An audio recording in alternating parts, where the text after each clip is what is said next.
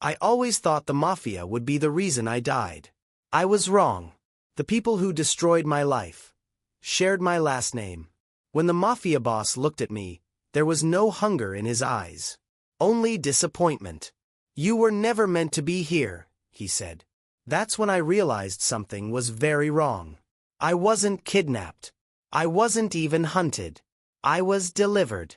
And the people who handed me over were waiting for me to disappear. My father sat across from me at the kitchen table. His hands were shaking. Not from fear. From relief. It's just for a while, he said. Until we figure things out. I stared at the coffee cup between us. Cold. Untouched. How much do we owe them? He looked away. That's not important right now. How much? Enough that they'll take something more than money if we don't handle this. My mother stood in the doorway, silent, her arms crossed like she was holding herself together. I waited for her to say something. She didn't. So you want me to, what? Talk to them. My father finally met my eyes. They requested you specifically. The air left my lungs. Me. They said if you come willingly, they'll wipe the debt clean. The whole thing. We start fresh. I looked at my mother again. She turned her head. Not toward me. Away. And if I don't go? My father's jaw tightened.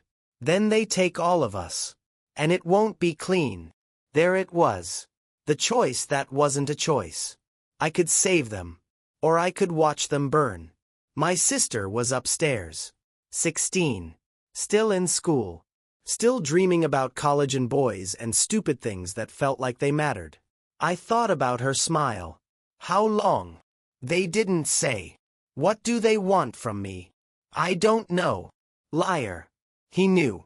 They all knew. But no one was going to say it out loud. I stood up. My chair scraped against the floor. When do I leave? Tonight. I packed one bag. Underwear. A few shirts. Jeans. My phone charger. I didn't know what you bring when you're being traded like livestock. My sister knocked on my door. Can I come in? Yeah. She sat on my bed. Picked at the corner of my blanket. She always did that when she was nervous. Dad said you're going away for a bit. Yeah. Is it because of me? Because of my tuition? He sat beside her. No. It's not your fault. Then whose fault is it? I didn't answer. She looked at me with those big, scared eyes. Are you coming back? I wanted to lie. I wanted to tell her everything would be fine. Instead, I hugged her. And I held on longer than I should have. The car came at midnight. Black. Tinted windows. No plates I could read. My father walked me to the door. He tried to touch my shoulder. I moved away. I'll make this right, he said. I didn't look at him. You already made your choice. The driver didn't speak. Didn't look at me. I got in the back seat. The door closed. We drove. I watched my house disappear in the side mirror. My mother stood in the window. She didn't wave. The drive took 2 hours. No music. No conversation. Just the hum of the engine and the sound of my heartbeat in my ears. I tried not to think about what waited for me. I tried not to imagine the worst.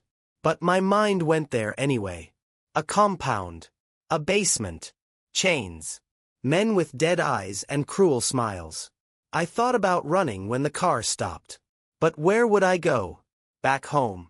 To the family that sold me. No. There was no going back. We pulled up to a house. Not a warehouse. Not some hidden bunker. A house. Big. Modern. Glass windows and clean lines.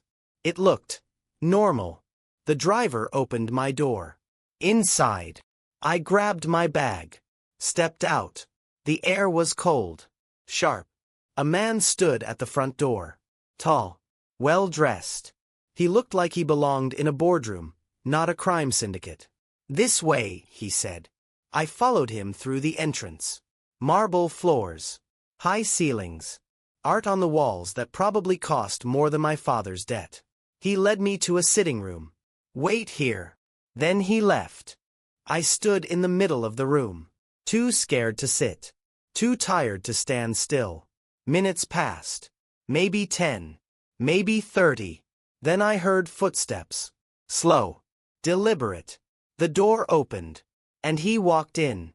I'd seen faces like his before. In movies. In nightmares. Sharp jaw. Dark eyes. The kind of calm that came from knowing you were the most dangerous person in the room. He looked at me. Not the way men usually looked at me. There was no interest. No heat. Just assessment. Like I was a problem he hadn't asked for. Sit, he said. I didn't move. I wasn't asking. He said. He poured himself a drink. Whiskey. Neat. He didn't offer me one. Do you know who I am? No. Good. That means your family was smart enough not to give you useless information. He took a sip. Watched me over the rim of his glass. My name is Cade Rothwell. And you're here because your father made a mistake. The debt, I said. He almost smiled. There is no debt. I blinked. What? Your father doesn't owe me money. He owes me silence. And he broke that deal. My chest tightened. I don't understand. He witnessed something he shouldn't have. And instead of keeping his mouth shut, he got nervous. Started talking to the wrong people. People who would have used that information to destroy everything I've built. He set his glass down. So I gave him a choice. Fix it. Or disappear. And I'm the fix. He looked at me like I'd finally said something worth hearing. You were supposed to be leverage. A reminder. But he was so quick to offer you up, I started wondering why. He leaned forward. Why would a father give up his daughter so easily? My throat felt tight. Because he's a coward. Because I was expendable. Because they all decided I was worth less than their comfort. But I didn't say any of that. Cade's eyes narrowed. You don't know, do you? Know what? Why did he choose you? I shook my head. He stood. Walked to the window. You're going to stay here. For now. Until I figure out what to do with you. And then. He didn't turn around. That depends on what I find. They gave me a room. Not a cell. A room. Queen-sized bed. Soft sheets. A bathroom with a lock on the inside. There were clothes in the closet. My size. Someone had been planning this. I sat on the edge of the bed and stared at the wall. No bars on the windows. No chance. But I was still a prisoner. The next morning, someone knocked. Come in. A woman entered. Older. Come. She carried a tray. Breakfast, she said. She set it on the desk. Eggs. Toast. Fresh fruit. Coffee. I'm Iris, she said. I manage the house. Am I supposed to thank you? She didn't flinch. You're supposed to eat. You look half dead. I stared at the food. It's not poisoned, she added. If Cade wanted you dead, you wouldn't have made it past the driveway. Fair point. I ate. She watched me for a moment. Then left without another word. I spent the first 3 days in that room. No one forced me out. No one came to hurt me. It was almost worse than violence. The waiting. The not knowing. On the 4th day, I couldn't take it anymore. I opened the door. Walked downstairs. The house was quiet. I found the kitchen. Made myself tea. Cade was sitting at the table. He didn't look surprised to see me. Sleep well. No. He turned a page in whatever he was reading. Some kind of report. You're free to move around. Just don't leave the property. Why? Because if you run, I'll find you. And then I'll have to assume you're a threat. I sat across from him. Uninvited. What are you waiting for? He looked up. Excuse me. You're keeping me here. But you're not doing anything. So what are you waiting for? He closed the folder. Studied me. I'm waiting to see if you're worth the trouble. And if I'm not, then I'll send you home. My stomach dropped. I can't go back there. Why not? Because they'll hate me for surviving. Because they'll blame me for whatever comes next. Because I'll never be able to look at them the same way again. I didn't say any of that. Cade leaned back in his chair. You're afraid of them. I'm angry at them. Good. Anger's useful. He stood, poured himself coffee. You want to know why you're really here? I nodded. Your father didn't just talk to the wrong people. He gave them something. Evidence. Documents. Something that could trace back to me. He turned to face me. And I think he hid it with you. My blood went cold. What? You've been carrying something for him. You just don't know it yet. Cade had people go through my things. My bag. My phone. My laptop is from home. They found nothing. Think, he said. Did your father give you anything recently? A gift. A USB drive. Even a book. I tried to remember. Birthdays. Holidays. Nothing stood out. I don't know, I said. I swear I don't know. He watched me. Calculating. When did you last visit home before this? I live at home. You're 23. No job. No apartment. Still living with your parents. I felt my face flush. I was saving money. For what? I didn't answer. His eyes softened. Just slightly. You were planning to leave. It doesn't matter now. He sat across from me. Why were you leaving? Because I didn't belong there. Why? I looked away. Because they never looked at me the same way they looked at my sister. Why? My hands clenched into fists. I don't know. Yes, you do. My voice cracked. Because I'm not really theirs. The words came out before I could stop them. Cade didn't react. He just waited. I was adopted, I said quietly. When I was 3. I don't remember my birth parents. I don't remember anything before that house. Do they know you know? I nodded. I found the papers when I was 15. They never talked about it. We just pretended it wasn't real. Cade leaned forward. What if your father didn't hide something from you? I looked up. What if you are the thing he's hiding? The room spun. What are you talking about? Cade pulled out his phone. Showed me a photo. A man. Dark hair. Kind eyes. Recognize him? I stared at the picture. Something twisted in my chest. I didn't know him, but I felt like I should. Who is he? Nikolai Volkov. He worked for me 15 years ago.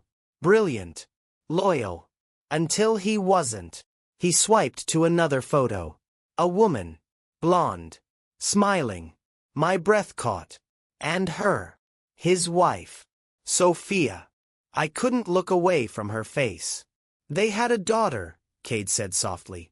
3 years old. They were going to run. Leave the organization. Start over. He paused.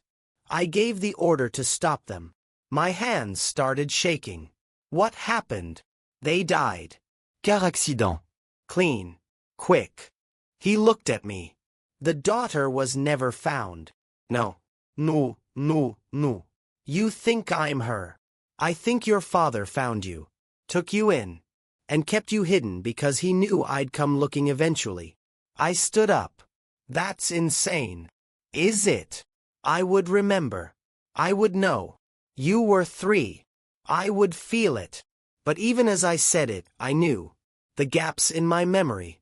The dreams I couldn't explain. The way my parents always seemed nervous when I asked about my past. Cade stood too. I need to be sure. How? DNA test. Subscribe and hit the like button if this story is pulling you in. You won't want to miss what happens next. The confession. They took my blood the next day. Cade had connections. Private labs. Results in 48 hours. I spent those 2 days in a fog. I walked through the house like a ghost. Iris tried to talk to me. Bought me food I didn't eat. I kept thinking about that woman's face. Sophia. Did I look like her? I didn't know. I'd spent so long trying to see myself in my adoptive parents that I'd never looked for anyone else. On the third day, Cade called me to his office. I walked in. He was standing by the window. He didn't look at me. It's a match. The floor dropped out from under me. You're Nikolai and Sophia's daughter, Katya Volkova. Katya. The name felt foreign. Wrong. But also, right. I sat down before my legs gave out. Your father, the man who raised you, he was there that night. He worked for the people who handled the cleanup after my order. Cade finally turned to face me. He found you in the car. Alive. And instead of reporting it, he took you. Hid you. Raised you as his own. Why? Guilt, maybe. Or leverage. I'm still figuring that out. My chest felt like it was caving in. Everything I knew was a lie. My name. My history. My family. They knew, I whispered. They've known this whole time. Cade nodded. And when you got older, when you started asking questions, they got scared. I thought about my mother's face in the window, the relief on my father's face when I agreed to leave. They weren't saving themselves from debt. They were getting rid of a problem. They were getting rid of me. I want to go back, I said. Cade's expression hardened. No. I need to talk to them.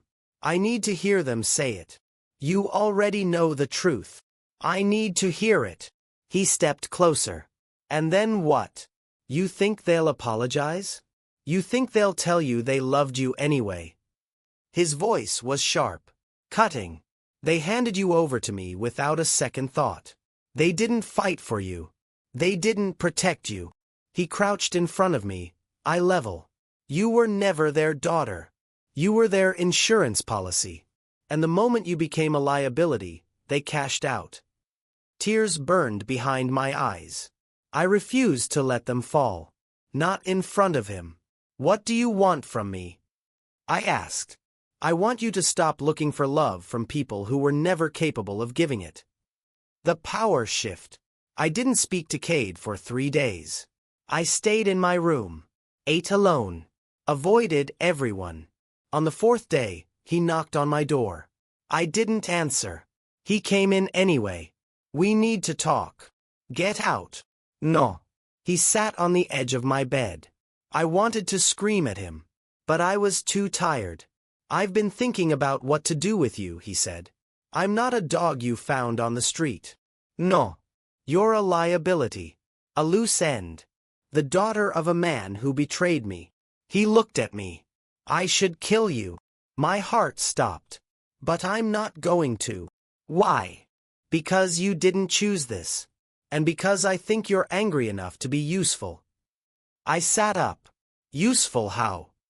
Your father, the man who raised you, he still has the evidence. The files.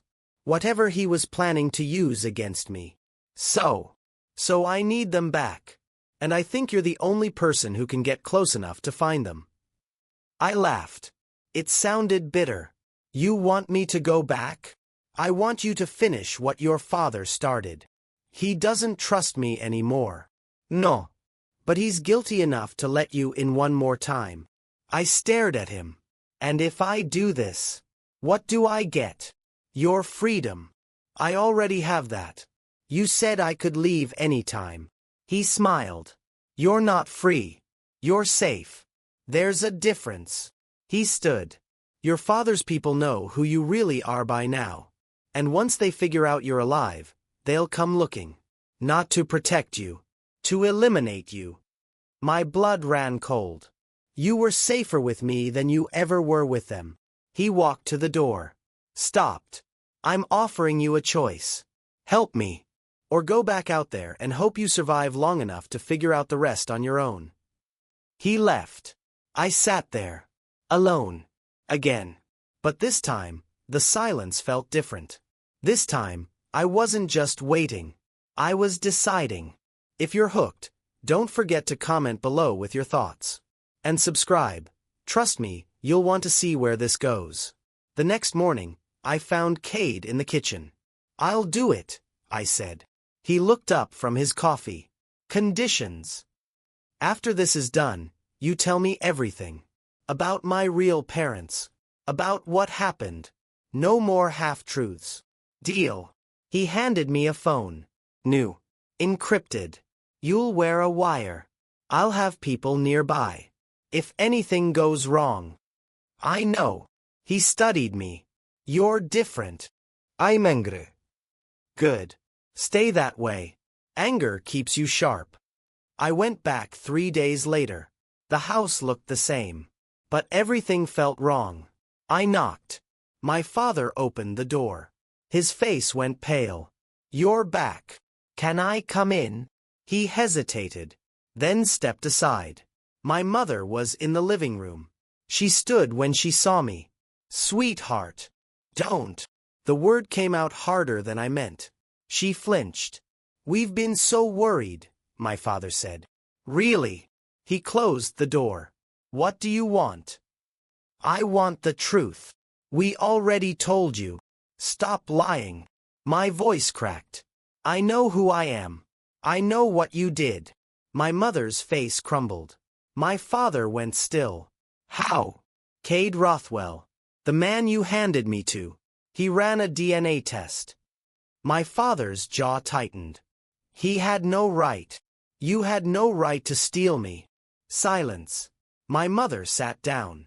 Started crying. My father just stood there. Say something, I whispered. He looked at me. Really looked at me. We saved you. You kidnapped me. We gave you a life. You gave me a lie. We loved you. I laughed. It hurt. No. You were terrified of me. Of what I represented. Of the day someone would come looking. He didn't deny it. My mother sobbed quietly. I need the files, I said. My father's eyes sharpened. What? The files you were going to use against Cade. I need them. Why would I give you those? Because if you don't, he'll come for you himself. And this time, I won't be there to trade. He stared at me, then walked to his office. I followed.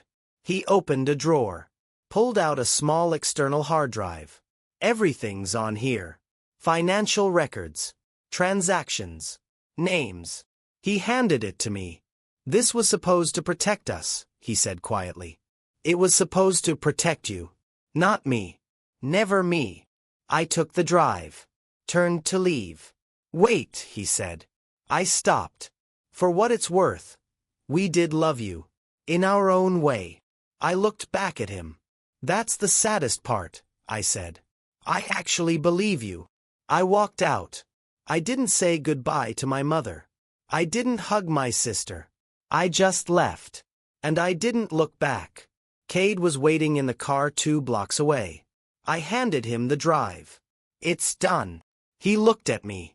Are you okay? No. Good. That means you're still human. We drove in silence. After a while he spoke. You did well. I didn't respond. I meant what I said. When this is over, you're free to go. I looked out the window. Where would I go? Anywhere you want. I thought about that. Anywhere. No family. No history. No name I could claim as mine. Just possibility. What if I don't want to leave? He glanced at me. Why would you stay? Because for the first time in my life, someone's been honest with me. He didn't answer. But something in his expression shifted. We got back to the house. Cade went to his office to examine the files. I stood in the hallway, unsure. After a few minutes, he called me in. This is good, he said. Better than I expected. So we're done. Almost. He looked at me. There's one more thing. My stomach tightened. What? Your father wasn't the only one who knew about you. There's someone else. Someone who's been watching. Waiting. Who? I don't know yet. But someone tipped him off about you being here. About who you really are. Fear crept up my spine. What does that mean? It means you're not safe. Not here. Not anywhere. Not until we find them. I sank into the chair. So what do I do? He leaned against his desk. You stay close. You trust me.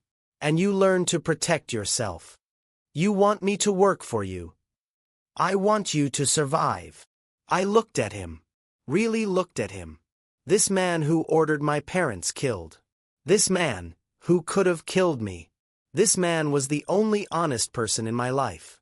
And if I stay, what happens to my family?